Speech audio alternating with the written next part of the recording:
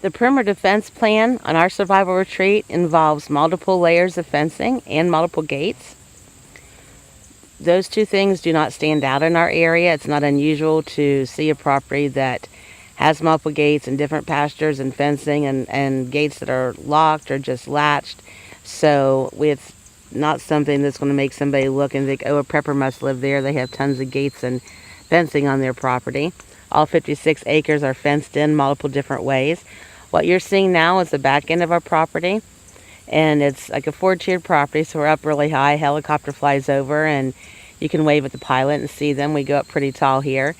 But there's that barbed wire fence and the wild berry bushes and other thorn bushes back there that I mentioned along that perimeter line.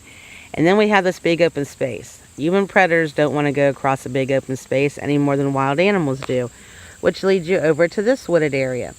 And you have to get through this wooded area and go down a steep slope to get to where our house and our barn are. We also have berry caches out through here and another LPOP, which has a vantage point of the entire valley here, and a similar one higher up with a vantage point of the entire valley at another spot. But they have to go through 2 layers of fencing and natural fencing with the berry bushes and other pricklies to get over to here. And once you get over to here, there are 2 layers of barbed wire fence and a layer of electrical fence that are separating this area from our home. And it's heavily wooded. We leave it heavily wooded in there. The goats go in and like to eat. You can see a little bit of the fencing here. Just typical barbed wire fence and posts cut from the property. Can you crawl through it? Yes. Can you snip it? Sure. But there will be much more time. Definitely be able to get tangled. And anything you can do to slow a predator down. I don't want them to reach this far into our property. If they do breach the back end, they're going to have to go through lots of thicket and rough terrain and 3 sections of fencing besides all the berry bushes and other things that are prickly to get close to our house. The noise it would make and the time it would take should give us more than adequate response time to be prepared to stop them when they come off the hill.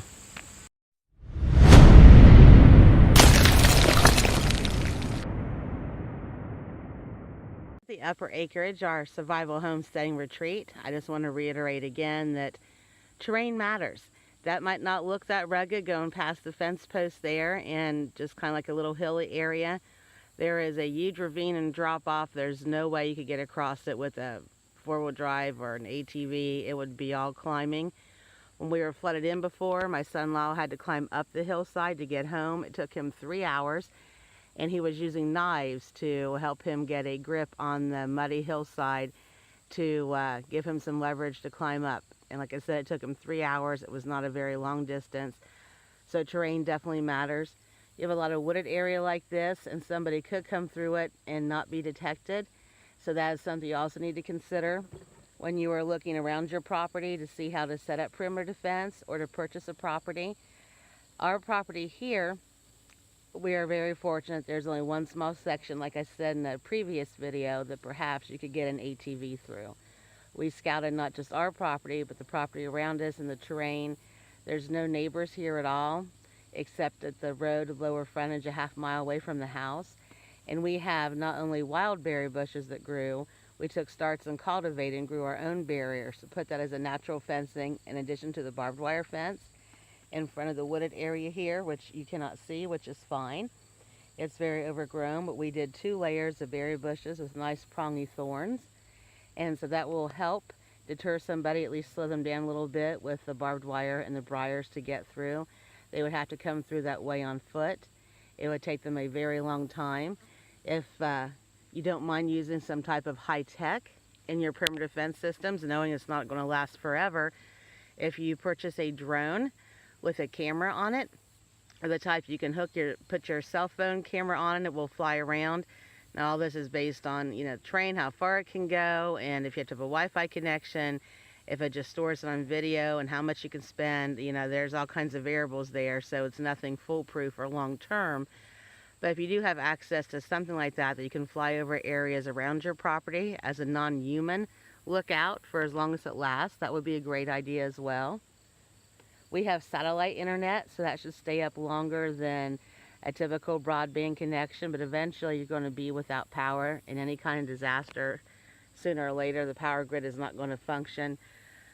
So I wouldn't rely completely on high-tech gadgets. If you can use them when the shit hits the fan and before that to get an idea what's going on around your property, what you need to prepare for, if there's anybody lurking around.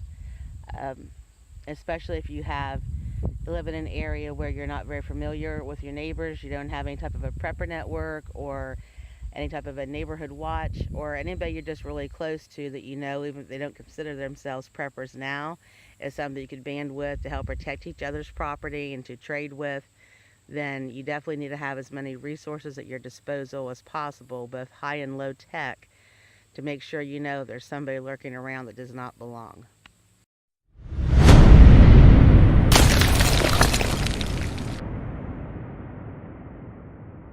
This type of trees and overgrown bushes, of course, you would not see in a suburban area or in a rural area because of all the rules if you live in the suburbs. But you could still see landscaping that's decorative that could reach somewhat these heights. This is definitely what you do not want around your property. This is at the very near the roadside, a half a mile from our house. We've been working on transplanting some things we wanted out of here before we cut it all down. You would not want anything like this to be close to block your view of the road and what's going on.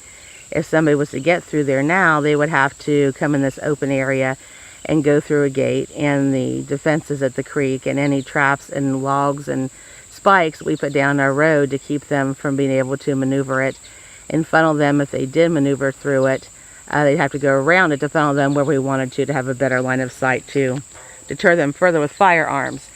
But this has been being worked on, being trimmed out. This is just a hayfield. It's nothing near our home, but it still would make a barrier between you and the road, and somebody could be hiding behind it or coming through it. With our tree stands, we would have a view that we could see over and around that, so it's not something that was an immediate need that we neglected. There were so many things to do on this property when we purchased it 2 years ago that this one has not been high on the priority list yet. We've only started working on it. And there were wild medicinals growing in there that I wanted to be able to cultivate and transplant. But you do not want a barrier like this. Even if you're doing natural fencing, you want it to slow people down so they can't get on the ground and go through it easily. And it would be very uncomfortable to try to maneuver through and over, but you wanted to keep it cut down, manicured enough that you can always see over it to know if somebody is around it. You just don't want them to be able to crawl through it on the ground or come through it easily. But if somebody did walk right off the road through that mess of trees and thing there and just through the barbed wire fence that goes through there, they would again have to put themselves right out in the open. And when they'd be in the open in this spot, they would have not one, not two, but 3 tree stands that would be aiming in their direction. The same goes on the other side of this roadway here over by our lower garden. Having a garden by the road would be a very dangerous proposition if it was your only garden. I guess our thoughts on it was a hog pen and had some great dirt to grow in. So we grew our viney things and some extra corn down there. If people came by during a shit hits the fan situation, maybe they thought that was their only garden, they'd grab and go and not try to come in, figuring they would get caught and got what they needed and left. You know, I don't know, but it's great ground, so we're not going to leave it uncultivated. It's just not something we rely on to any heavy degree. But if they got through this open area and got through tribe members who will be monitoring this area, they would have to go through very thick and prickly wild growing foliage here and through the creek with the barbed wire and the gates and some other booby trap type items to go through it on foot, and then go back out into another open area again when they would be direct line of sight from our covert LPOP and at least one more tree stand. So you have to look at your property, look at the very front entrance to your property, whether it's rural, whether it's suburban, and look at all the many ways somebody could walk from the road to your house, to any storage building, to a barn, and you want to have a line of sight on them from whatever direction that they might be going. A way to respond to it, either with human bodies, if there's enough members of your family or your tribe, or traps that you can put out, booby traps, targets, whatever you can use as a deterrent if you don't have enough hands, or in addition to all the hands you have to help. This area already has some spikes and razor wire and logs that will be cut down. Once we're in here, we're in here. We're not coming back out. Guess if there's you should always have a plan if you do have to flee, how to get out. So in the worst case scenario that we can't see happening, but some people don't see a shit hits the fan scenario happening, we could find a way out by non-traditional means. There could be a fire that would wipe you out that we're really hardened against that, but you never know. But in theory, our plan is when something starts, we're in here, we have no reason to leave. And we're going to block this road off as much as possible to prevent any vehicles from coming up, and to use it as a way to herd, for lack of a better word, anybody who tries to get in on foot or on an ATV to a path that's going to put them in the direct line of sight of a bullet with their name on it if they don't adhere to any warnings not to come onto the property.